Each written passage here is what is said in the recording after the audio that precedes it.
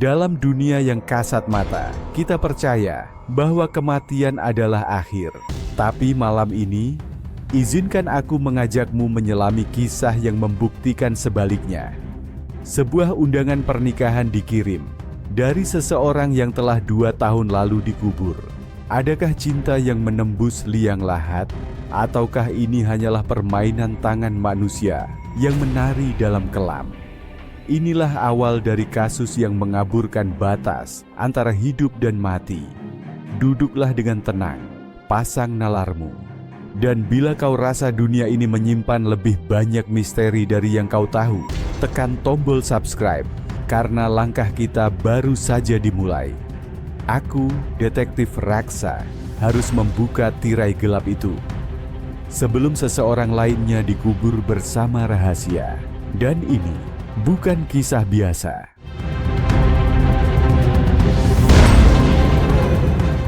Di antara desir angin senja dan bisikan sunyi yang tertanam di sela rumah-rumah tua, ada sebuah kisah yang datang. Bukan dari masa depan, bukan pula dari masa kini, melainkan dari mereka yang sudah tiada. Malam itu, di sebuah rumah sederhana di tepi kota, amplop berwarna gading tiba tanpa suara. Tergeletak manis di atas meja makan, seolah ia dikirim oleh tangan yang masih hangat.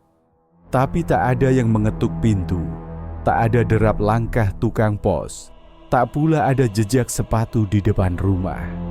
Di bagian depan amplop, tertulis nama keluarga Sumantri.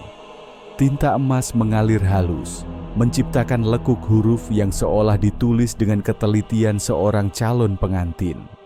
Dengan tangan bergetar, ibu rumah membuka lipatan kertas tebal itu. Harumnya kertas menguar, wangi melati tua, seperti dari altar-altar masa lalu. Dan di sana tertulis, "Dengan penuh sukacita, kami mengundang Bapak Ibu sekeluarga untuk menghadiri pernikahan anak kami, Raras Ayu Permata dan Dimas Ramadana, pada hari Sabtu, pukul 7 malam, di Jalan Kemuning nomor 9. Ibu rumah jatuh terduduk, bibirnya bergemetar, jari-jarinya mencengkeram undangan itu seperti ingin merobek kenyataan. Karena Raras Ayu sudah meninggal 2 tahun lalu, tenggelam bersama mobilnya di Sungai Liar, dan ditemukan 3 hari kemudian dengan gaun merah muda yang masih membungkus tubuhnya, seperti bunga yang tak sempat mekar.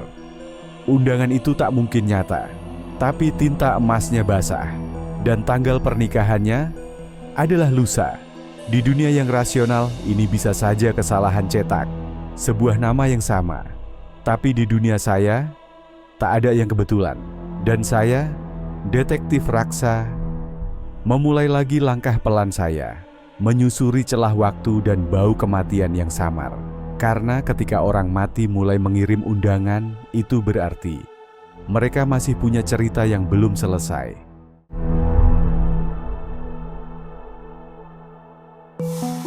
Dunia tak pernah kehabisan cerita tentang cinta dan kematian, tapi jarang keduanya bertemu dalam satu undangan. Raras Ayu Permata, 2 tahun lalu ia dimakamkan dengan jasad yang dingin, namun wajah yang damai. Kecelakaan tunggal, begitu katanya. Mobilnya terbalik di Sungai Liar, tanpa sebab yang pasti.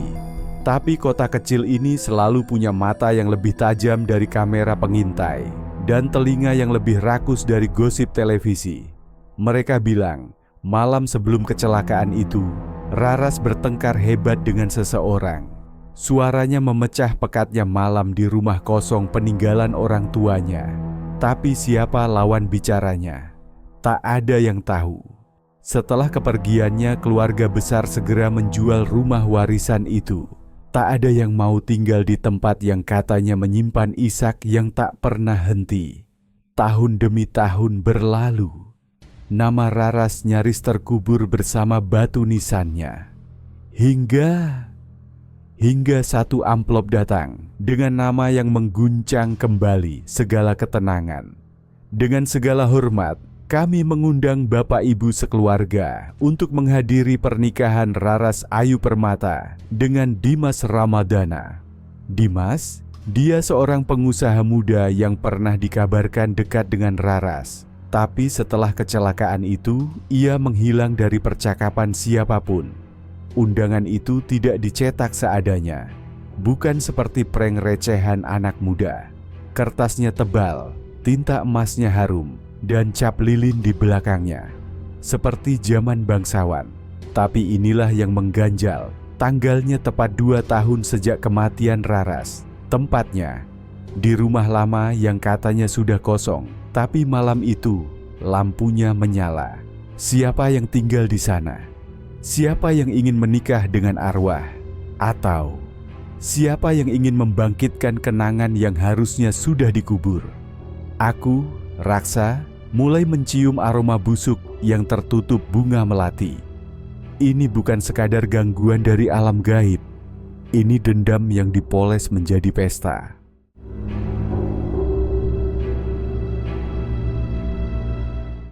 Hari itu mendung seperti menahan air mata langit. Dan aku, Raksa, menjejak langkah ke rumah tua tempat undangan itu menunjuk. Bangunannya masih berdiri, meski dimakan usia. Cat dindingnya mengelupas seperti kulit kenangan yang tak sudi dilupakan. Tapi yang membuat bulu kuduk merinding bukanlah suara pintu yang berderit, melainkan suara tawa. Tawa pelan, lembut, perempuan. Padahal rumah itu kosong. Sudah 2 tahun ditinggal mati. Aku melihat ke dalam lewat jendela kaca yang retak seperti memori. Di meja makan, tersaji 2 piring porselen, lengkap dengan lilin menyala di tengahnya. Satu sisi ditata rapi, sisi lain penuh darah. Keluarga Raras yang ikut denganku saat itu langsung terseduh. Ibunya, perempuan tua dengan tangan gemetar, berkata pelan, "Itu taplak meja yang aku wariskan, tapi aku sudah bakar itu tahun lalu." Aku tahu saat itu, ini bukan sekadar prank, bukan permainan iseng. Ada seseorang atau sesuatu yang ingin membangkitkan luka. Tapi konflik tak berhenti di meja makan. Di hari yang sama 5 undangan serupa muncul di rumah lain. Teman lama Raras, guru sekolahnya, bahkan mantan pacarnya saat SMA. Semua menyatakan hal yang sama. Raras akan menikah dan ia ingin mereka hadir. Tapi satu undangan lebih aneh dari yang lain. Ditujukan untuk seorang pria bernama Aditya Saputra, namun tak seorang pun mengenalnya. Alamat yang ditulis, bayangan di balik cermin rumah warisan. Siapa Aditya? Dan kenapa ia disebut dalam daftar undangan bersama orang-orang hidup? Lalu datanglah ancaman. Seorang warga ditemukan pingsan di depan gerbang rumah tua itu dengan tulisan di dadanya, "Tamu yang tak diundang akan ikut dikuburkan." Ketegangan menjalar ke seluruh kota kecil.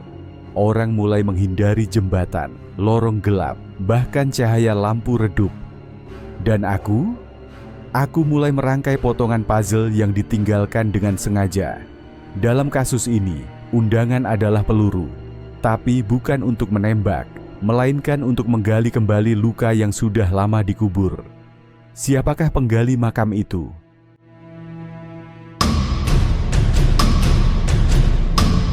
Malam keempat setelah undangan itu muncul, aku kembali ke rumah Raras. Rumah yang tak lagi punya denyut, tapi masih menyimpan detak terakhir dari sebuah rahasia. Aku bawa satu barang, cermin bundar retak 7 yang dulu tergantung di kamar Raras semasa hidupnya. Benda yang dulu memantulkan wajahnya, kini mungkin memantulkan masa lalunya. Aku duduk diam di hadapan cermin, menyalakan lilin, dan membiarkan malam berbicara. Di retakan keempat, aku melihatnya. Bukan sosok, bukan bayangan, tapi fragmen. Potongan wajah seorang pria. Bukan hantu, tapi nyata. Manusia. Aku telusuri nama yang tertera di salah satu undangan. Aditya Saputra. Tak ada dalam data kependudukan. Tapi ketika aku tanyakan ke penjaga makam tua, ia hanya berkata pelan, "Aditya itu penunggu Raras yang tak sempat dinikahi." Aku gali lebih dalam. Diari Raras kutemukan di loteng rumahnya. Di halaman terakhir ada satu kalimat menyayat, "Kalau aku mati duluan, Aditya akan tahu, cintaku tak akan diam." Tapi cinta yang tak diam bisa menjadi dendam. Aku datangi 2 rumah penerima undangan dan menemukan satu pola. Semua pernah terlibat dalam kejadian 2 tahun silam. Yang satu, guru yang menyebar gosip tentang kehamilan Raras. Yang lain, tetangga yang melaporkan ke orang tua Raras soal pacar gelap yang tak dikenal. Satu persatu, mereka ternyata adalah saksi atau mungkin penyebab. Di sebuah bengkel tua, aku menemukan seorang pria, kurus, lusuh berjenggot, sedang menyusun setumpuk undangan dengan kertas yang identik. Tangannya gemetar, matanya merah, dan di sudut mulutnya terselip nama, Aditya. Tapi dia bisu, tak bisa bicara sepatah kata pun. Di dinding bengkel itu tergantung foto Raras, setengah terbakar, dan di bawahnya coretan tangan besar. Kalian membunuhnya. Kini undangannya kubalas. Detak jam di saku jasku terasa makin keras. Kasus ini bukan tentang orang mati yang ingin menikah, tapi tentang cinta yang tak pernah sempat diucap, dan dendam yang menemukan suara lewat amplop berdarah.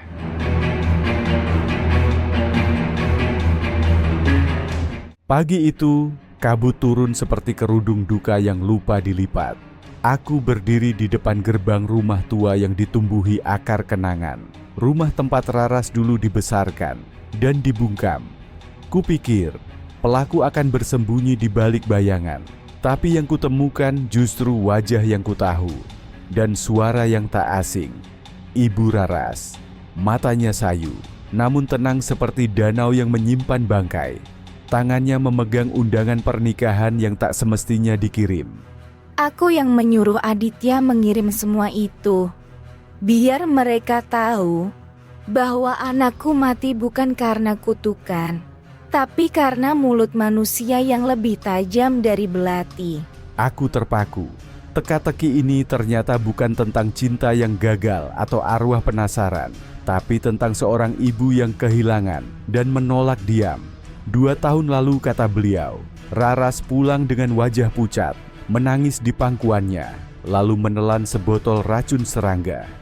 Dia tidak hamil. Dia hanya mencintai seseorang yang dianggap hina oleh tetangga. Mereka menertawakannya, mencaci, bahkan mengusir Aditya dari kampung. Ternyata Aditya, lelaki di bengkel itu, memilih hidup sebagai bayangan karena dunia menolaknya. Dan undangan itu cetakan terakhir dari cinta yang tak sempat dirayakan. Undangan yang dikirim bukan untuk datang ke pesta, tapi untuk mengingatkan bahwa dosa sosial tak selalu berbentuk darah, tapi bisa membunuh jiwa. Aku menatap sang ibu. Di wajahnya tak ada penyesalan, hanya keteguhan. Biar mereka takut, biar malam-malam mereka terganggu, biar mereka tahu anakku bukan cerita murahan yang bisa dibicarakan sembarangan. Dan saat aku pergi, aku melihat selembar undangan terakhir tergeletak di meja. Tertulis di sana, Raras dan Aditya dalam keabadian. Undangan itu bukan bukti kejahatan. Itu adalah manifesto. Sebuah peluru sunyi yang menembus dada mereka yang dulu tertawa keras. Kini pesta telah usai, tapi dendam telah dipotong kue. Dan cinta, entah dalam bentuk apa, telah diikat dalam simpul merah darah.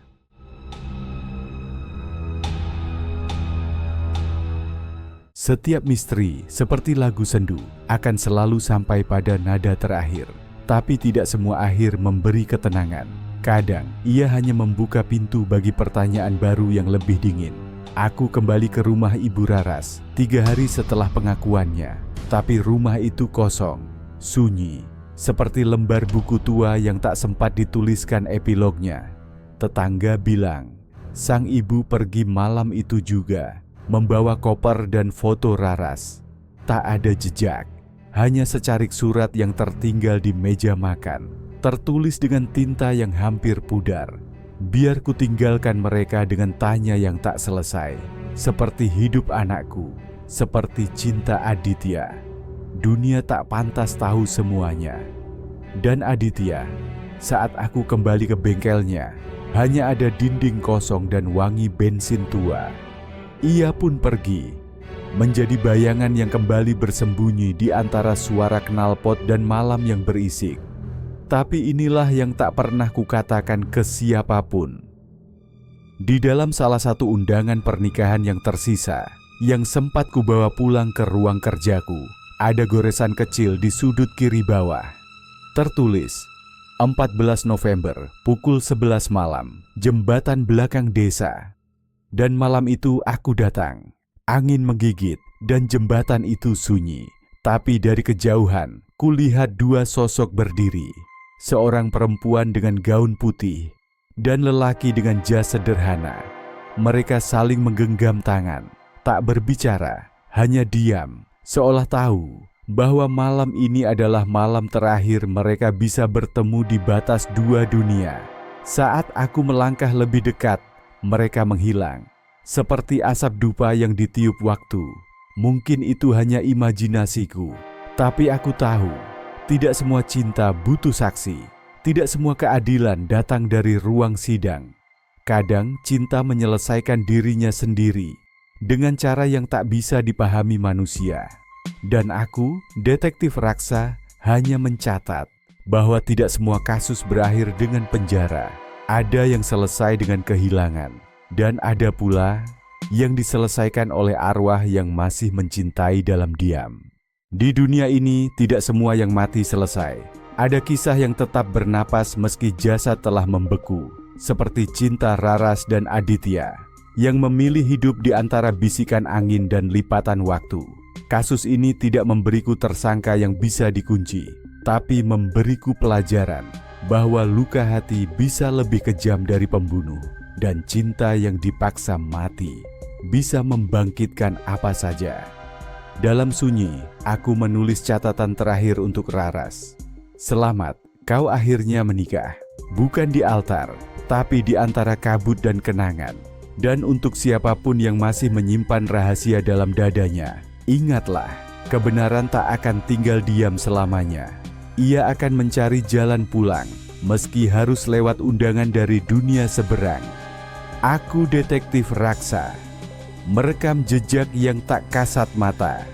Karena tak semua yang terlihat adalah kenyataan, dan tak semua yang tiada benar-benar hilang.